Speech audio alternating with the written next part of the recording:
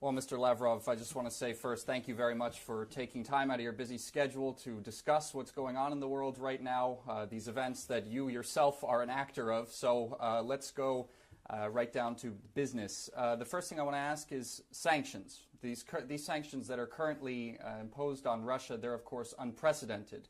And they are really negatively affecting the lives of ordinary Russians, even though Washington is saying that it's not targeting Russians. What can you say about what the goal of these sanctions are and who the target really is?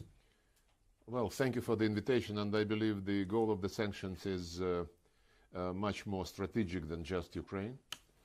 I think what we witness in Ukraine is the quintessence of the Western course, strategic course, to marginalize Russia, to contain Russia, to stop Russia's development, and to reduce Russia to zero role in world politics and world economy, world trade, world sports, art, science, education. And we observe unprecedented steps our Western colleagues are taking. And one of the underlying trends is the United States' desire, which has been much more manifested by the Biden administration, to come back to unipolar world. And if you wish, they are trying to take the melting pot concept from the United States soil and to make the melting pot from the entire world, and they would be the melters. The European Union already, I think 99%, stopped trying to be independent. President Macron, of course, keeps repeating that strategic autonomy for the European Union is his goal, and he would be fighting for it, but my guess is that he would not succeed. Germany is already absolutely ready to be under the United States orders, and the situation with Nord Stream 2 clearly indicated what exact place in the world politics Germany occupies now, when the Americans, in fact, have persuaded, quote unquote, the Germans and others that they, the Americans, know much better what Europe needs for its energy security than Europeans themselves. And there are many examples like this. So the sanctions drive is going to continue. They are threatening the fifth wave. Maybe there would be another wave, but we're used to it. And I will recall that long before the Ukrainian crisis erupted because of the illegal anti-constitutional coup d'etat, the sanctions were already imposed on us. It was, when the Jackson-Vanik Amendment was repealed, Magnitsky Act was immediately introduced, and sanctions in one way or another stayed. And then there was a series of sanctions, as you mentioned, to punish us, basically, for supporting the legitimate cause of Russians in Ukraine, basically, Russians in Crimea. You know the story. I wouldn't rehearse the events and the sequence of events, but the latest sanctions wave was really unprecedented, and as President Putin recalled, we are now champions of the number of sanctions introduced against the Russian Federation, more than 5,000 individual acts, almost twice as many as was introduced against Iran and North Korea. But sanctions always made us stronger. After the sanctions announced in 2014, when the West could not accept the free vote of Crimeans to rejoin the Russian Federation, when the West basically supported illegitimate anti-constitutional coup d'etat, when the West ignored. You know what was very interesting for me when I talked about those events to my Western colleagues? They very often use the tactic of cutting off unwanted historical period. The situation in Ukraine, they start discussing only with what they call annexation of Crimea. If you remind them that it all started with the European Union being unable to insist on the implementation of the deal which they guaranteed by the opposition, and when the opposition just has thrown away the deal signed and guaranteed by the European Union, and then the leaders of the opposition and of the so-called Maidan, the radicals like Dmitry Yarosh, was saying, we stand for Ukraine without Ruskis and Katsap's, which is Muscovites. And he publicly stated that if the Russians, well, he said the Russians in Crimea would never think Ukrainian, would never speak Ukrainian, would never glorify the heroes, meaning Bandera and Shukhevich and other collaborators of Hitler, then the Russians must be, and that's why the Russians must be swiped out of Crimea. Actually, this was said a couple of weeks before the Crimeans eventually decided to go to referendum. And these words were accompanied by deeds. They sent armed groups to take control of the Crimean parliament, and that's how it all started. Not to mention the initiative immediately on the first day of this coup d'etat, the putschist introduced initiative to do away with the status of the Russian language in Ukraine, which was in the Ukrainian constitution. So all these instincts were immediately translated into very Russophobic policies. And by the way, the idea that Russians should get out of Ukraine is still very much on the mind of politicians in this country. Oleg Tyagnybok, the leader of the ultra-radical party Svoboda, Freedom, repeatedly says that we must have derussification, as he says, as he calls it, and derussification means that ethnic Russians must not have their own language, history, and identity in Ukraine, and so many similar things. But what is more important for us to understand the current state of play is statements by Zelensky himself.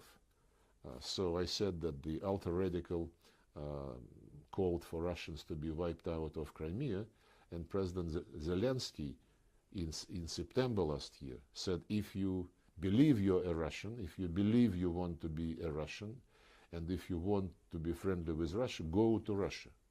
He said this just a few months ago. So coming back to sanctions, sanctions we will survive. The measures which the president and the government are developing, elaborating, and they're being announced, this is only the beginning of our economy to get adjusted to the new situation. After 2014, as I started to say, we did gain experience to rely upon ourselves. And the biggest lesson from this particular historic period is, unlike what we saw after 2014, that now, if there was any illusion that we can one day rely on our Western partners, this illusion is no longer there. We will have to rely only on ourselves and on our allies who would stay with us. This is the main conclusion for Russia in the context of geopolitics. Mm-hmm. I think it's safe to say that Russian culture specifically has become accustomed to being part of, you might say, a global village of countries that share deep economic ties and enjoy traveling between each other. How do you think these sanctions are going to influence the everyday life of Russians in the long term in relation to that? Well, as I said, the assessment of what is going on, in my view, clearly indicates that what the American wants is a unipolar world, which would be not like a global village, which would be like an American village, and maybe American saloon where, you know, who is the strongest is calling the shots. And I said they are succeeding to mobilize behind themselves and on the basis of their own interests the entire Western world, which is indicative of how independent NATO members and European Union members are, and which is indicative what place the European Union, as I said, would have in the future configuration of the world situation and world system. There are players who would never accept the global village under the American sheriff, and China, India, Brazil, Argentina, Mexico. I am sure these countries do not want to be just in a position when Uncle Sam orders them something and they say, yes, sir. And of course, Russia is not in the category of countries who would be ready to do so. Actually, when people say, when the Americans and Western Europeans and others say that Russia was defeated in the General Assembly because vast majority of countries voted against the Russian action in Ukraine, it's misleading. Because if you take the population represented by the countries who were not voting against Russia, and especially if you take the number of countries who introduced sanctions against Russia, majority of those who voted against us did so under huge pressure, under blackmail, including, I know this for sure, including the threats to individual delegates regarding the assets in the United States, bank accounts, children studying in universities, and so on and so forth. It's absolutely unprecedented blackmail and pressure without any scruples. So majority of those countries who voted with the West, they did not and they would not introduce sanctions against Russia. They believe that it's, you know, not very big price to pay for their own practical cooperation with Russia, just to vote on something which is needed for the West for entirely propagandistic purposes. So we will be, as always, open to cooperation with anyone who is ready to do so on the equal basis, on the basis of mutual respect and searching for balance of interests.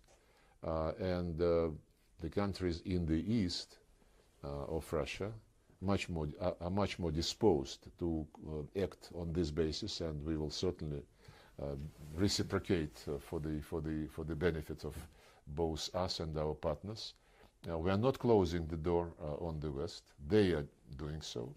But when they come back to their senses and when this door is reopened, we will be looking at proposed projects of cooperation with very important thing in mind, to which I alluded already, that we will be going into cooperation with them, knowing very well that we cannot be sure that they are reliable and that they are credible as long-term partners. Mm-hmm. Well, I'd like to take the discussion now to a sort of different topic, these US-sponsored biolabs in Ukraine. I mean, for years already, Russia has been trying to bring the world's attention to them, and the latest piece of evidence connected to them, the Russian military just put forward not too long ago with documents signed by US officials in connection to them. Why do you think the world is not paying so much attention to these biolabs, and will Washington and its allies be held accountable for what they're doing there? Actually, it's interesting that the special military operation launched by the President of the Russian Federation helped discover many things which are very important for understanding of what is going on. Recently, the military of Russia, together with Donetsk and Lugansk forces, discovered documents of the Ukrainian general staff indicating clearly that they were preparing a massive attack against Donetsk and Lugansk republics.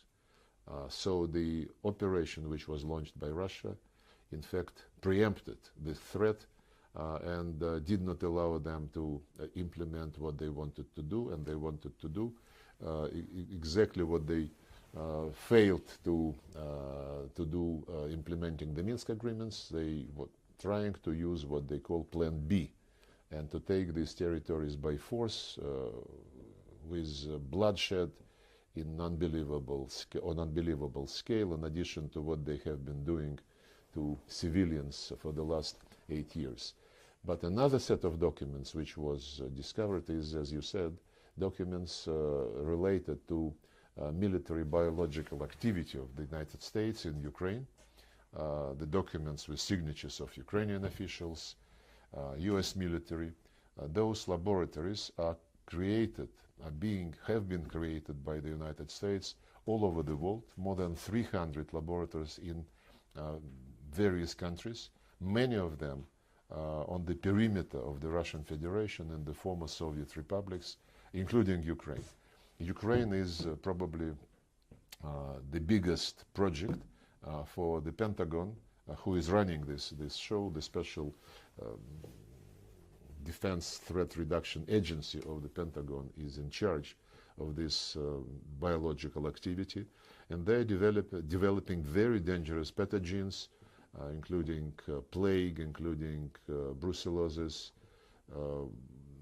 anthrax, many others, which are really very dangerous, and we know that they were experimenting on potential infections which could be related to the ethnic groups living in the east of Ukraine and in neighboring regions of Russia.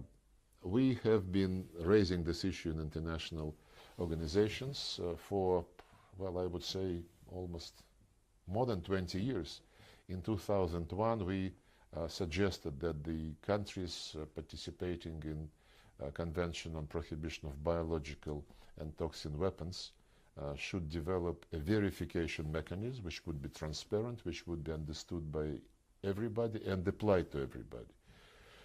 Because the convention itself provides for consultations if any participating state has some suspicions or some information which the state would like to clarify, and if these consultations indicate that there is a good reason for some kind of investigation, then investigation is supposed to be launched. But there is no mechanism to investigate, and there is no mechanism which would require each and every country, in response to an address, to provide information and to guarantee transparency of its biological activity anywhere, be it on your own territory or abroad. By the way, the Americans some years ago decided that it is too dangerous to do these things on their own soil. So they moved all these threatening and dangerous activities to other countries, and more they concentrate their research and experiments around the borders of the Russian Federation and China. So we will be insisting on this issue to be picked up by the Biological Weapons Convention, but also by the Security Council, because it's a clear threat to international peace and security. And the meeting of the Security Council initiated by the Russian Federation is taking place on the 18th of March itself. And we will be again emphasizing the importance of negotiating a legally binding protocol to the Convention on Biological Weapons, which would require obligatory transparency measures by any participating state. The Americans, I have no slightest doubt, would be against it, but this position of them is not defendable. I am convinced that more and more countries understand how dangerous these plans are, and we will continue to fight them. Mm-hmm. Well, staying on the topic of Washington's role in all of this, I mean, there's been a lot of talk specifically from Zelensky calling for weapons to come to his country from the West. He's talked about a demand for establishing a no-fly zone over Ukraine, and this is something that Joe Biden just recently again said is not going to happen, because that would lead, no doubt, to outright war between Russia and NATO and the United States. Why do you think Ukraine is so desperately trying to make some sort of scenario like that happen? Well, I think Ukraine understands that Joe Biden, whatever you think of some of his statements, is a very experienced politician, and he understands that it is absolutely inadmissible to establish something like a no-fly zone, to provide planes to Ukraine, and to do other things which will bring the risk of direct confrontation between NATO and Russia just, immediately. But Zelensky also understands that there are much less responsible politicians in the United States who are being agitated by Ukrainian lobby and just driven by Russophobic feelings, and many of them are in Congress. And as you know, they adopt every now and then resolutions condemning Russia, threatening Russia, and I believe he is counting on them pushing the president in the direction of a more confrontational approach. Well, we clearly said that any cargo moving into Ukrainian territory, which we would believe is carrying weapons, would be a fair game. I mean, this is clear, because we are implementing the operation, the goal of which is to remove any threat to the Russian Federation coming from the Ukrainian soil. And this was part of our proposal in December last year, when we suggested that we negotiate with NATO security guarantees, the way which would be codifying the old agreement reached at the highest level, that no country should increase its security at the expense of the security of others. So they know what it is all about. Number two, they also speak about missile defense. And for obvious reasons, for pragmatic reasons, they think of asking NATO members who possess Soviet air defense systems to share this with them. I would like to remind the countries who might be playing with this idea that the Soviet and Russia made systems of missile defense or of any other purpose are there on the basis of intergovernmental agreements and contracts, which includes end-user certificate. And the end-user certificate does not allow them to send these weapons to any third country without our consent. This is a legal obligation. I understand that legality and legal obligations is not something which our Western colleagues respect these days. They already, thrown away the presumption of innocence, the private property being sacred, and many other pillars on which, quote unquote, liberal values have been resting for so many centuries and decades. But this is a serious matter, and I can assure you that we would not allow these risks to be materialized. The purpose of operation is to protect the civilians, which have been bombed and shelled and murdered for the 8 years, and demilitarize Ukraine so that, as I said, it does not possess any threat to the Russian territory, and to find security guarantees which would be based on this equal, indivisible security principle for Ukraine, for Russia, for all European countries. We have been proposing this for many years.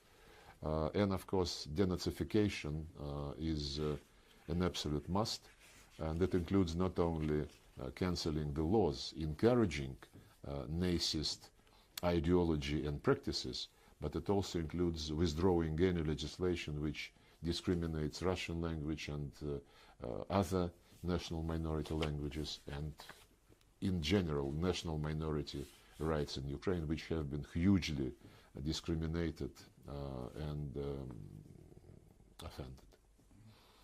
Well, we've talked a lot about the kinetic war, but I wanted to ask another question about the information war, actually. A few days ago, the White House had a briefing with several popular TikTokers in the United States, and they were basically, briefed on a new anti-Russian narrative that Washington wants to put forward. What do you think about such a sort of underhanded propaganda technique when it's usually Russia that they're accusing of misinformation and underhanded tactics?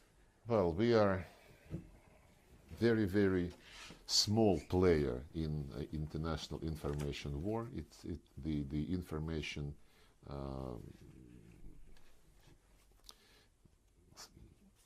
world information is dominated by the media belonging to the Americans, the Brits, Anglo-Saxons in general, and of course the Germans, the French, and others. It's another matter what is the quality of those information outlets. They more and more become, if you take CNN, they prefer to avoid analytical materials, and they more and more concentrate on some reports which would be made of slogans. Russia is an aggressor. Russia is murdering civilians. Russia is abusing sports, and so on and so forth. When they concentrate on TikTok and other resources like this and other platforms, and when they target kids, because TikTok is about young boys and girls, I believe this is an attempt to brainwash them for the rest of their life, and this is indecent and not fair. If you want information competition, if you want competition among media outlets, then there must be some rules.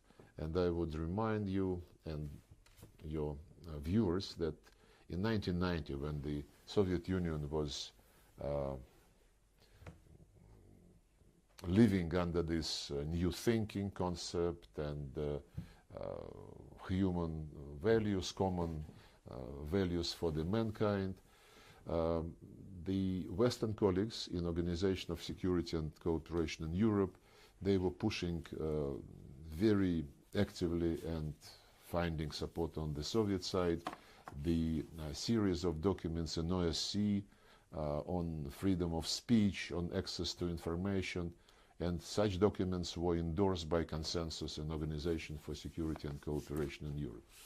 These days, when your channel and Sputnik many years ago were banned from attending, for example, press conferences and briefings in Élysée in Paris, and when we were drawing the attention of the French colleagues that this was against their commitment in OSCE, they were saying, no. Access to information is applicable only to mass media. And RT and Sputnik, they're not mass media, they're propaganda tools. Another example of abusing the commitments and obligations, when a couple of years ago in London there was a conference on freedom of media in the modern world, we were not even invited. And no Russian media was invited. So we know the manners and the tricks which are being used by the Western countries to manipulate Western media. If you take the United States, only Fox News is trying to present some alternative point of view.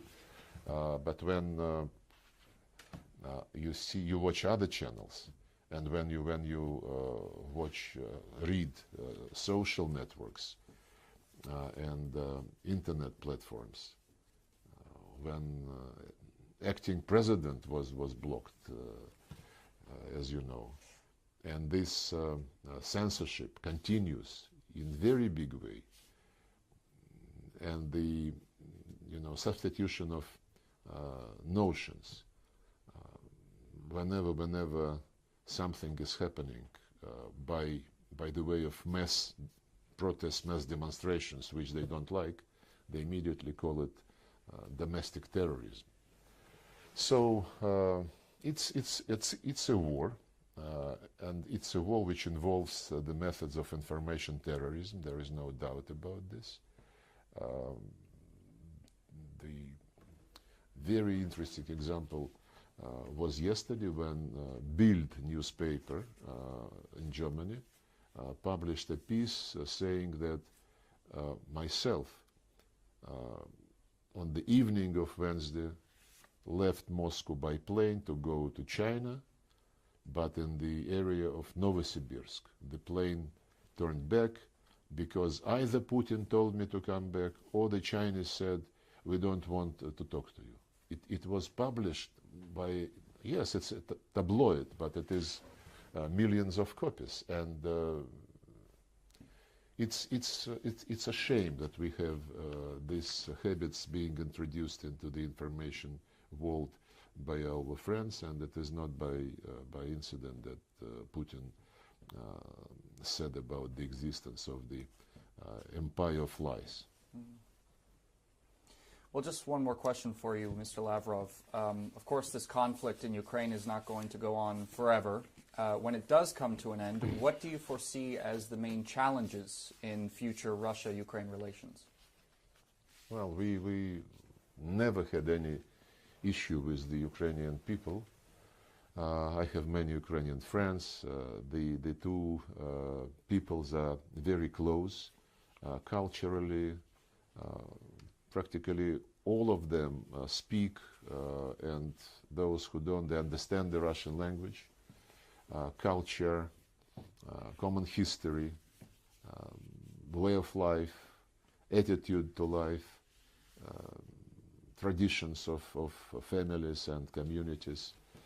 So I hope that when this anomaly is over, this will gradually come back. It will have to be gradual. It cannot come back fast because the efforts of our Western colleagues to make Ukraine a Russophobic and anti-Russian instrument, anti-Russia, as Putin called it, they started long ago. And they are already rather deeply rooted in Ukrainian mentality, especially the young generation, which was born after the demise of the Soviet Union. They have been indoctrinated in a very, very heavy way. And then the efforts were taken systemically to train military officers on the basis of radical Bandera and Shukhevich style methodology. The purpose being to make sure that they would not become friendly to Russia again, and that they would build their nationalism, nationalistic feelings, as the means to strengthen the statehood of their country. But this purpose, the purpose was always to make sure that Russia does not have Ukraine as a friend. It's like Zbigniew Brzezinski in the late 90s, last century. He said, Russia with Ukraine, with a friendly Ukraine next to it, is a superpower. Russia with Ukraine, which is not friendly to Russia, is just a regional player. So this concept is very deeply rooted in the minds of American policymakers. And it will take time to get rid of those negative legacies. Even now, when the armed forces of Ukraine are fighting, trying to procrastinate the crisis, this is happening because the leaders of Ukraine, with the help of American and other Western advisors, reformed the army the way which put these radicals, Bandera-like trained officers, to lead all more or less meaningful units in the Ukrainian army. And these people radicalize and terrorize others, especially those who don't believe that this should be the fate of their country. And the way they behave in the cities in Mariupol, the refugees who are coming from Mariupol to Russia in dozens of thousands, they tell their stories. It's really threatening how this kind of people command armed men and women. But I am sure, at the end of the day, the historic closeness of two fraternal nations will certainly prevail. On that note, Mr. Lavrov, thanks again for giving us this interview and showing our viewers the Russian viewpoint. It was a great discussion. Thank you very much.